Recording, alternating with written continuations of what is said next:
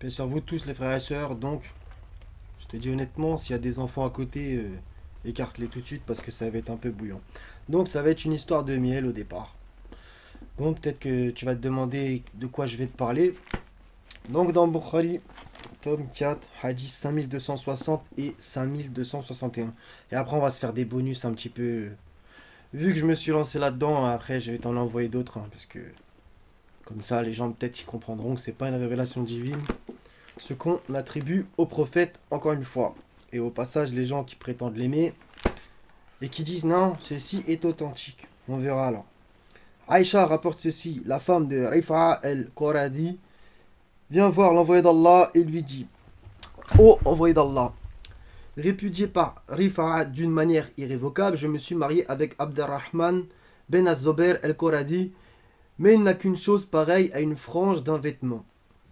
Donc là, il y en a qui vont pas vraiment comprendre d'où ça va en venir, mais tu vas voir qu'en fait, c'est hyper subtil pour te parler d'une chose un peu crue. Il n'a qu'une chose pareille à une frange d'un vêtement. Donc de quoi on peut parler ici?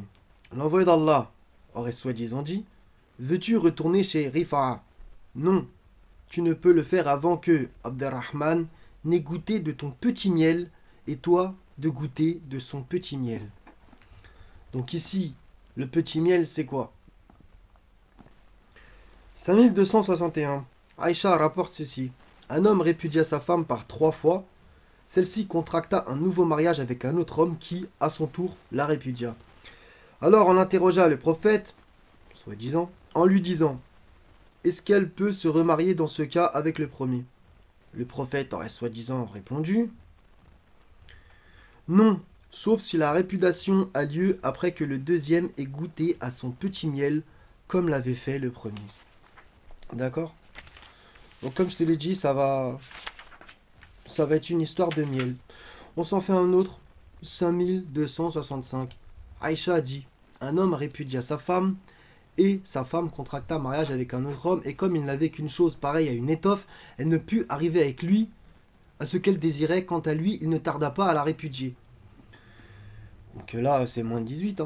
Elle alla voir le prophète et lui dit, soi-disant, selon l'histoire officielle: Ô envoyé d'Allah, répudié par mon ex-époux, je me suis marié avec un autre homme, mais il n'avait qu'une chose pareille à une étoffe. Il ne m'a approché qu'une seule fois, mais il n'a rien pu avec moi. Puis-je retourner à mon premier époux?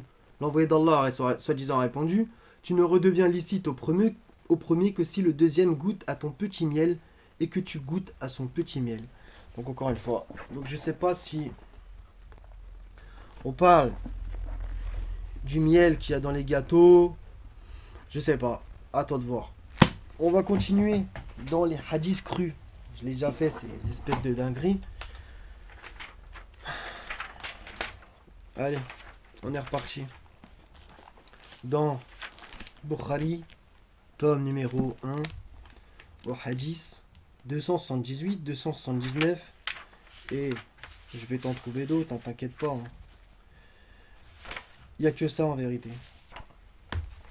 Dans ce tome de Bukhari, c'est vraiment une dinguerie là. Le tome 1 là, pa. Alors, 278. Abu Huraira a rapporté que le prophète aurait soi-disant dit: Les Banu Israël avaient l'habitude de se laver tout nus. Donc ça, je sais pas si c'est écrit où, mais bon. Les uns regardaient les autres. Et Moïse se lavait tout seul, ce qui les poussa à dire: Par Allah, rien n'empêche Moïse de se laver avec nous, sinon qu'il a une hernie testiculaire. Donc tu vois qu'il se posait des questions vraiment hyper élevées spirituellement.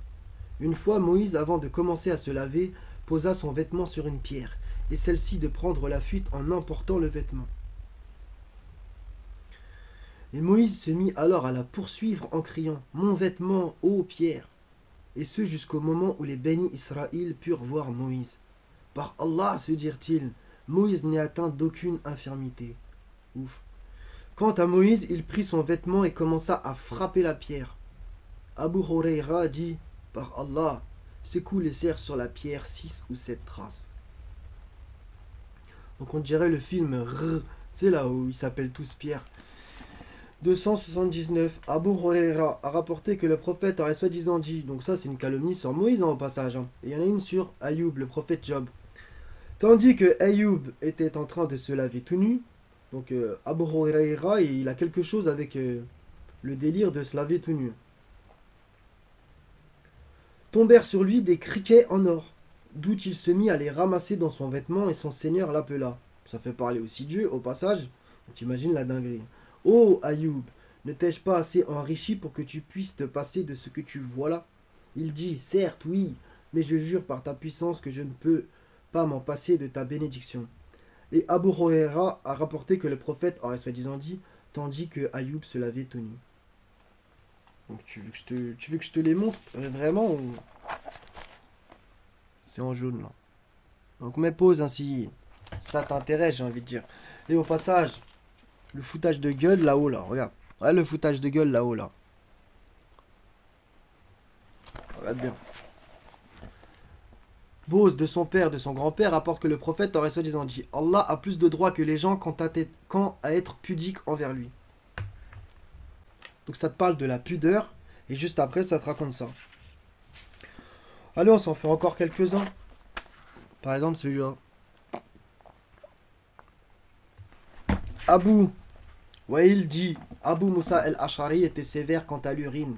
Il disait que Ben Israël déchirait tout vêtement touché par l'urine.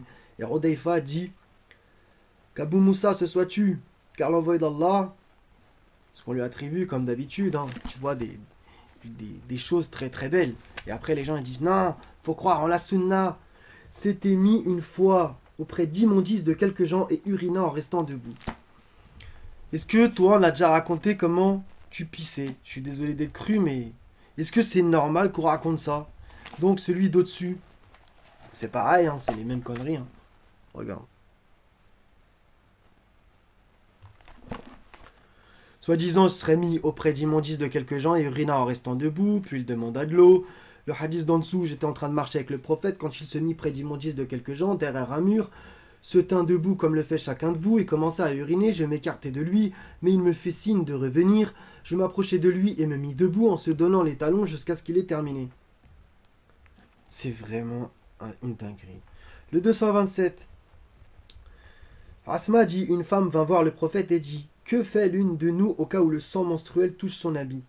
Il dit, elle la frotte, puis elle froissera le vêtement et le lavera, puis qu'elle fasse la prière en le portant. Donc justement, il y en a un autre. Regarde. La page d'après, hein. Celle-là, elle est bouillante aussi. 229, 30 et 31, 32. Aïcha dit, ou aurait dit, soi-disant, je lavais les traces du sperme du vêtement du prophète, qui sortait pour se rendre à la prière, et les traces de l'eau sur son habit. Mais en fait, ça se raconte normal, ces choses. 230, Suleiman Ben Yassar dit, j'ai interrogé Aïcha sur le sperme qui touche le vêtement. Donc voilà la question déjà. Et elle m'a dit, je le lavais du vêtement de l'envoyé d'Allah, qui se rendait à la prière alors que les traces du lavage étaient sur son habit. Aïcha dit qu'elle lavait le sperme du vêtement du prophète, puis ajouta-t-elle, je le vis sur lui avec une ou plusieurs traces. Le 232, il est vraiment bouillant. Cette variante, elle est vraiment bouillante. Tu vois? Et après, on vient de dire, c'est une révélation divine. Et ils viennent te dire, soi-disant, encore un hadith comme d'hab, que soi-disant le prophète, il aurait dit, j'ai reçu le Coran et son semblable. Et le son semblable serait Bukhari dans la tête des gens. Mais tu vois ce qu'on raconte ou pas? Est-ce que tu vois ce qu'on raconte? Un petit dernier au cas où, vraiment, si ça ne te suffit pas, dans le tome numéro 3, 3775. Je t'invite à mettre sur pause si tu veux le lire en entier. Je vais juste te réciter ce qui est écrit en jaune. Donc c'est, Aïcha me rapporte que son père dit, etc. etc. En fait, soi-disant, le prophète, à la toute fin de ce hadith, je sais, je te décontextualise, tu vas rien comprendre, mais c'est juste pour la petite phrase. Oh Salama, ne me cause pas de mal à propos de Aïcha. Par Allah, je n'ai jamais reçu la révélation en étant dans les draps de l'un de vous, de l'une de vous, exception faite pour elle. Enfin, c'est traduit n'importe comment. D'accord? Donc au passage, je suis tombé sur le fameux hadith. Voilà. Par la grâce du Seigneur, je viens d'ouvrir et pile poil à la bonne page. Donc c'est le 284. Même s'il y a une variance qui dit 11.